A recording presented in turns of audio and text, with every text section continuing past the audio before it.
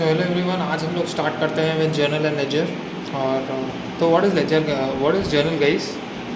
Journal सिर्फ यही है गाइस, आप अपने एक जो ट्रांजैक्शन होता है उसका एक डेबिट और क्रेडिट एस्पेक्ट रिकॉर्ड करते हैं in the books of accounts. तो और उसके फंक्शंस क्या होते हैं? फंक्शन हिस्टोरिकल फंक्शन, यानी कि आपको जो भी हमने क्रोनोलॉजिकल ऑर्डर में उसे रिकॉर्ड किया है तो हम लोग हिस्ट्री में जाकर देख सकते हैं कि कौन सा ट्रांजैक्शन क्या हुआ था for future references. Analytical function क्या होता है, मतलब आप ये एनालाइज कर सकते हैं कि डेबिट एस्पेक्ट क्या है, क्रेडिट एस्पेक्ट क्या है, और फाइनेंशियली कैसे एक ट्रांजैक्शन उस बिज़नेस को अफेक्ट करेगा।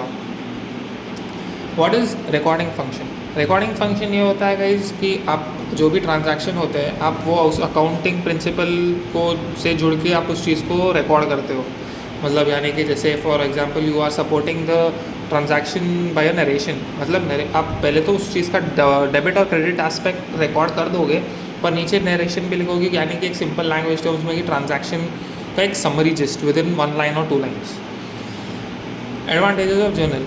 अब गाइज ये सबसे पहला इसका एडवांटेज ये होता है कि एक तो रिकॉर्डेड हो जाता है जैसे ही ट्रांजैक्शन प्लेस होता है, और फिर क्रोनोलॉजिकली रिकॉर्ड होता है, तो हम लोग को जब भी कुछ चेक करना होगा तो इजी हम लोग उस चीज़ को फ्यूचर रेफरेंस में ढूंढ सकते हैं क्योंकि डेट वाइज है।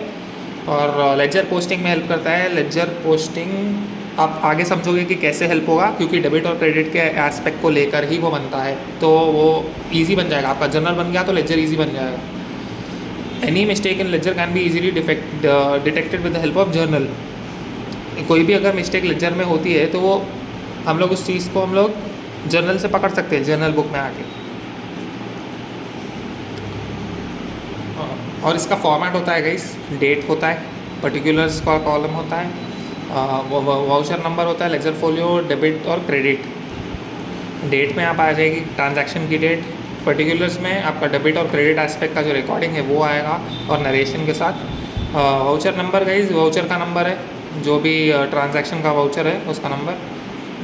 लेजर फोलियो का ये कि मतलब लेजर का जो पेज नंबर है वो पेज नंबर लिखेंगे यहाँ पे for the respective transaction posted. और डेबिट और क्रेडिट अमाउंट, वो जो भी ट्रांजैक्शन का डेबिट का एस्पेक्ट का अमाउंट है वो डेबिट में आएगा, और क्रेडिट का जो है वो क्रेडिट में आएगा। जैसे यहाँ देखो परचेज ऑफ गुड्स का है, तो गुड्स अंदर आ रहे मतलब परचेज हुआ तो दैट इज़ डेबिटेड, और पैसे बाहर जा रहे तो that is credited to cash account. और वाउचर नंबर दे दिया है, लेजर फोलियो नंबर लिख दिया है, डेबिट अमाउंट यहाँ आ गया, क्रेडिट अमाउंट यहाँ आ गया। सिंपल जर्नल एंट्री ये होती है गाइस कि एक डेबिट है और एक क्रेडिट है, मैच हो गया। मगर कंपाउंड जर्नल एंट्री में क्या होता है, एक डेबिट है और 2 क्रेडिट है, या तो 2 डेबिट है 1 क्रेडिट है। वो केस में ऐसा होता है गाइस कि मतलब अमाउंट मैच होगा। फॉर सपोज डेबिट में ₹1,00,000 है और क्रेडिट में 50-50 के 2 क्रेडिट एस्पेक्ट है। तो आगे एग्जांपल चाहेंगे आपको बता दूंगा। फॉर एग्जांपल आप यहाँ पे देखो, फर्स्ट ट्रांजैक्शन है कि ओनर ने कैपिटल लेके आया, तो यानी कि कैश अंदर आया बिजनेस के, कैश आ गया, कितना आया 7,50,000 का। पर यहाँ पे 2 ओनर है, 2 पार्टनर है, दोनों ने लेके आया। विकास ने 5 लाख लेके आया, वैभवी ने 2,50,000। तो ऐसे करके उस चीज़ को डिवाइड हो गया, पर मैचिंग हो गई डेबिट और क्रेडिट ट्रांजैक्शंस की। तो this is a compound entry. Next entry, उसने फर्नीचर लेके आया है, तो फर्नीचर अंदर आया है और कैश बाहर गया है। वही अगर वो फर्नीचर में डील कर रहा होता, मतलब उसका धंधा बेचना वो होता, धंधे का काम फर्नीचर का, तो वहाँ पे परचेजेस लिखते। पर यहाँ पे वो ऑफिस के लिए लेके आ रहा है, it's not office, business related product, तो फर्नीचर टू कैश आया है। अब नेक्स्ट एंट्री क्या है, उसने बैंक अकाउंट खोला है, पीपी नेशनल बैंक अकाउंट, उसमें पैसे डाले, तो बैंक अकाउंट खुल गया और डेबिट हो गया। टू कैश में पैसे डाल दिए, पैसा गया तो टू कैश लिख दिया। अब रेंट पे कर रहा है, तो रेंट अकाउंट, और ये बाई चेक है, तो चेक है तो जो उसने बैंक अकाउंट खोला है उसके थ्रू जाएगा rent account debit to PP national bank account. तो नेक्स्ट कार परचेज कर लिया उसने बाई चेक फॉर 50,000, तो चेक यानी कि पीपी नेशनल बैंक अकाउंट जो उसने खोला था, तो कार अंदर आ गई, motor car is debited to PP cheque, PP national bank by cheque. और बाकी के पैसे जो 4 लाख है उसने फ्रॉम एच बैंक लोन लिया है, तो to loan from H bank account credit हो गया। अब next, being amount received and revenue recognised as for fees charged. तो यहाँ पे इन लोगों ने कंसल्टेंसी की सर्विसेज प्रोवाइड करी हैं, तो चेक के थ्रू 2,50,000 आए हैं, तो पीपी नेशनल बैंक डेबिट हो गया। बाकी का बैलेंस है तो वो डेटार है, डेटार डेबिट हो जाएगा। इट इज़ एन एसेट, जब भी एसेट इंक्रीज होता है गाइस रिमेंबर वो डेबिट में आएगा। तो टू कंसल्टेंसी फीस, तो ये थ्रू इस चीज़ के थ्रू हमें पैसे आए हैं। वैसे ही अगर कोई सेल हुई होती तो हम जैसे टू सेल्स लिखते हैं ना, ये वैसे ही है कि टू कंसल्टेंसी फीस अकाउंट हम लोग क्रेडिट करेंगे किस चीज़ के लिए आपको पैसे मिले हैं, ठीक है। और नेक्स्ट वाला इज़ एन इम्पॉर्टेंट ट्रांजैक्शन, ये काफ़ी बार पूछा जाएगा प्रोफेशनल कोर्सेज में, salary account to salary payable. और जब भी याद रखना गाइस, जैसे लाइबिलिटी इंक्रीज होगी ना वो क्रेडिट होगा। फॉर एग्जांपल यहाँ पे salary payable is a liability, तो हम उस चीज़ को क्रेडिट कर देंगे। और salary account is the expense which is debited, तो salary account debit 15,000 to payable 15,000।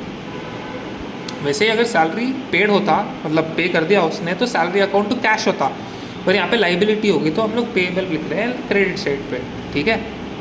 आप थोड़ा प्रैक्टिस करते जो आपको वो रिदम आ जाएगी। चलो नेक्स्ट सम पे चलते हैं।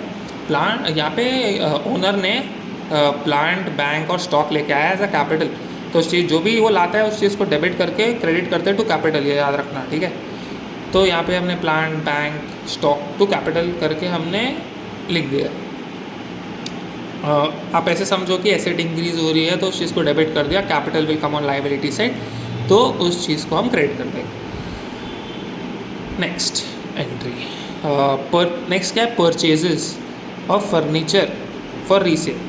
तो अब हम लोग रीसेल के लिए परचेज़ कर रहे हैं, मतलब जो भी चीज़ कभी भी रीसेल के लिए परचेज़ होती है ना बेटा, वो आएगी एज अ परचेज़ अकाउंट। मैंने आपको पहले जैसे बोला था पिछले सम में कि अगर हम लोग सिर्फ उस चीज़ को ख़रीद रहे हैं फॉर यूज़, तो वो चीज़ को हम उसके नाम के लिख देंगे इसे, नहीं तो फर्नीचर अकाउंट टू बैंक आता, पर हम रीसेल कर रहे हैं तो purchase account to bank account. अब यहाँ पे पर्पस देखो नेक्स्ट वाले में, फॉर ऑफिस डेकोरेशन, तो फर्नीचर टू बैंक अकाउंट आ गया, ठीक है। नेक्स्ट पे चलते हैं। Rent paid out of personal cash, मतलब खुद के पैसे से दे, तो रेंट अकाउंट टू कैपिटल, और वही फॉर कैश बोलता, धंधे के कैश, तो आता रेंट टू कैश, मगर यहाँ पे पर्सनल है तो कैपिटल आएगा, ठीक है। अब furniture out for those, okay, हाँ, तो उस चीज़ का जो हमने पहले बेचा था, फर्नीचर फॉर रीसेल के लिए लिया था, अब वो बिक गया, तो cash to sales, because this was for resale, तो हम कैश टू सेल्स लिखेंगे। अगर ऑफिस डेकोरेशन वाला जाता तो कैश टू फर्नीचर लिख देते, ठीक है, पर वो ऐसी नई एंट्री नहीं आएगी, पर फिर भी कॉन्सेप्ट के लिए बता रहा हूँ।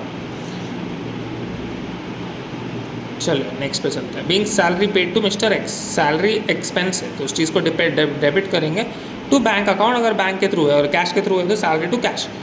यहाँ पे एक्स नहीं आएगा गाइस, ये याद रखना, एक्स टू कैश जब ही आएगा जब आप वो आपका कभी कोई क्रेडिटार होगा, ऐसे कुछ, ठीक है।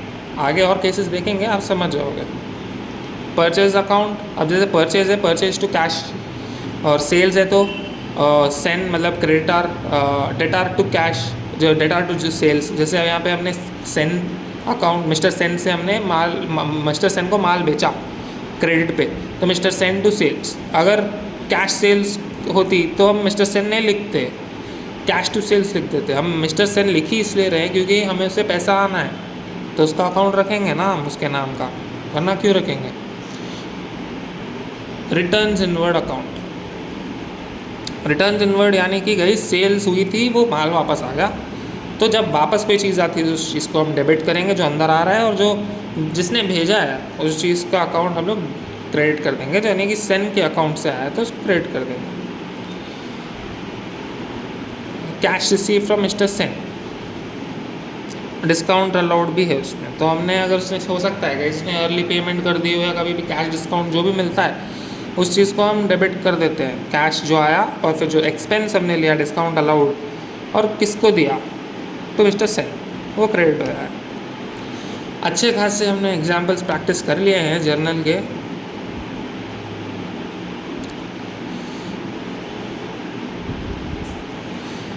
ये रूल्स पढ़ना है गाइस, नॉमिनल, रियल, पर्सनल, आपको मैं पिछले यूनिट में करवा चुका हूँ। एक बार इसे पढ़ करके अगर आप जनरल प्रैक्टिस करेंगे तो ये वही एप्लीकेशंस हैं। तो एक बार इस चीज़ को पढ़ लेना, इस चीज़ को पढ़ के करोगे तो ज़्यादा समझ आएगा। स्पेशल जर्नल्स क्या होते हैं? जर्नल होता है, एक जनरल जर्नल होता है, स्पेशल जर्नल होता है। स्पेशल जर्नल के अंदर होते हैं guys cash book. Cash book के अंदर आप सिर्फ जो भी कैश इनफ्लोज आउटफ्लोज होते हैं वो रिकॉर्ड करोगे, transactions. Bank book is a special journal जहाँ पर आप बैंक ट्रांजैक्शंस जो भी हैं चेक के थ्रू, ड्राफ्ट के थ्रू, वो सब रिकॉर्ड कर लोगे। परचेज डे बुक जो भी क्रेडिट परचेजेज है वो लिखोगे। सेल्स डे बुक में आप जो भी क्रेडिट सेल्स है वो लिखोगे।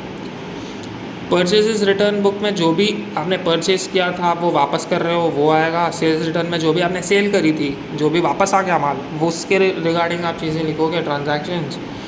बिल्स रिसीवेबल बुक जो भी आपने बिल्स रिसीव करें डेटास से वो डिटेल्स रहेंगी। बिल्स पेएबल में जो भी बिल आपने एक्सेप्ट करें या जो भी bills payable drawn by the creditor is accepted, वो रिलेटेड ट्रांजैक्शंस रहेंगे। अब जैसे कि एक एग्जांपल है परचेज डे बुक का, तो जो भी क्रेडिट परचेजेस हैं वो ट्रांजैक्शंस इसमें आपको दिखेंगे, ठीक है। अब यहाँ पे एप्लायंसेस है, इसने 20 टेबल ली 500 रुपये, इतना डिस्काउंट था, वो लेस करके डिस्काउंट ट्रांजैक्शन लिख दिया अमाउंट के साथ, बस। इनवॉइस रेफरेंस सब आपको दिया जाएगा। फॉर्मेट है गाइस, काफ़ी सिंपल है। डेट, पर्टिकुलर्स, इसके name of supplier, details, invoice reference, ledger folio. काफ़ी ईजी है, सिर्फ ट्रांजैक्शन आइडेंटिफाई करके उस चीज़ के डिटेल्स हैं लिख देने, और जो भी कैश ट्रांजैक्शन होता है उस चीज़ को इग्नोर कर देना विद अ नोट नीचे, ठीक है। सेल्स का भी सिमिलर है, सिर्फ फॉर्मेट देख लेना गाइस, और बाकी सिर्फ आपको डिटेल लिखनी है क्वेश्चन की जो भी देगा। फॉर एग्जांपल यहाँ पे इसने sold T shirts at exhibition hall for cash लिखा है, जैसे यहाँ पे, वो यहाँ पे आपको दिखेगा ही नहीं, कैश के लिए। तो जो है सिर्फ उसकी डिटेल्स यहाँ पे लिख देना। बाकी सब के लिए इसने यहाँ पे सिर्फ फॉर्मेट दे दिया है।